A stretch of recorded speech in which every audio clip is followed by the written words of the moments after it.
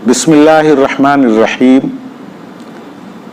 हज़रात सामईन कराम, अल्लाह तबारक व तआला ने हमें जहाँ बहुत सारी नेमतों से नवाजा है, वहीं एक बहुत बड़ी नेमत घर है कि घर में जिस तरह से बहुत सारी ज़रूरियात के सामान मुहैया होते हैं, आदमी उनसे फ़ायदा उठाता है, उसी तरह घर का एक बहुत बड़ा फ़ायदा कुरान करीम ने जो बताया वो ये कि सुकून है। आदमी कहीं से भी आए, घर में उसको सुकून मिलना चाहिए। लेकिन ये सुकून उस वक्त गारत हो जाता है, उस वक्त ख़त्म हो जाता है जब मियाँ बीवी के दरमियान झगड़ा होता है।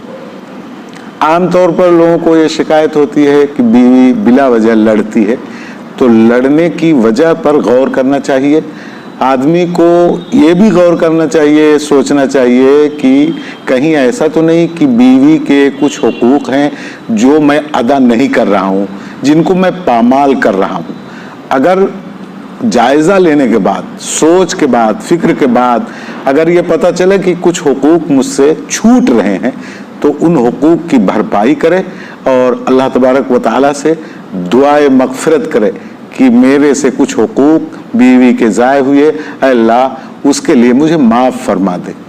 लेकिन गौर करने के बाद भी अगर ये पता चले कि मैंने तो बीवी के हुकूक की अदायगी में कोई कोताही नहीं की है, उसके बावजूद लड़ाई झगड़ा ये क्यों है, तो अब उसको नरमी से मनाए, बीवी को नरमी से मनाए और समझाए।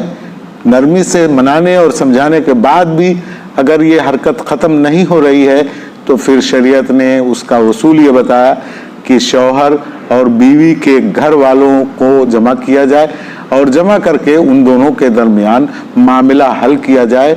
मियाँ और बीवी के मसाइल किसी और जगह कहना, इधर उधर करते रहने से इख्तिलाफात और बढ़ते हैं। इसलिए शरीयत ने यह कहा कि दोनों ख़ानदानों के चुनिंदा लोगों को, चुने हुए लोगों को, अच्छे किस्म के लोगों को जमा किया जाए और उनके अंदर सुलह की जाए। तीसरी बात जो मैं आपसे अर्ज़ करना चाहता हूँ वो ये कि देखिए, बाज़ लोगों की आदत होती है कि बीवी को किसी बुरी आदत से बचाने के लिए और डराने के लिए बार बार ये कहते हैं मैं तुमको तलाक दे दूंगा, मैं तुमको तलाक दे दूंगा। शरीयत ने इस तरह की धमकियों की इजाज़त नहीं दी है, इसलिए कि इस धमकी की वजह से कभी वाकई में ज़बान से कोई ऐसा लफ्ज़ निकल सकता है कि जिससे तलाक वाक़ हो जाएगी और फिर पूरी ज़िंदगी पछतावा होगा। और इस तरह की धमकी से मियाँ बीवी के दरमियान मोहब्बत के बजाय नफ़रत पैदा होती है, और जाहिर है कि जब नफ़रत पैदा होगी तो इख्तिलाफात बढ़ेंगे।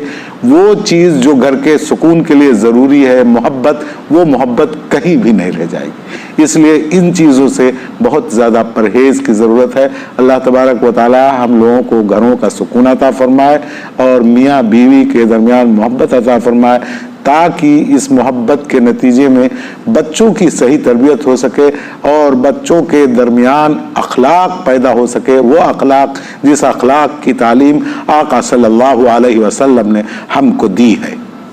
दुआ करें अल्लाह तबारक व तआला हर घर में सुकून अता फरमाए, आफियत अता फरमाए, मियाँ बीवी के दरमियान मोहब्बत अता फरमाए, बच्चों में अखलाक हसना अता फरमाए। अस्सलामु अलैकुम व रहमतुल्लाहि व बरकातुहू।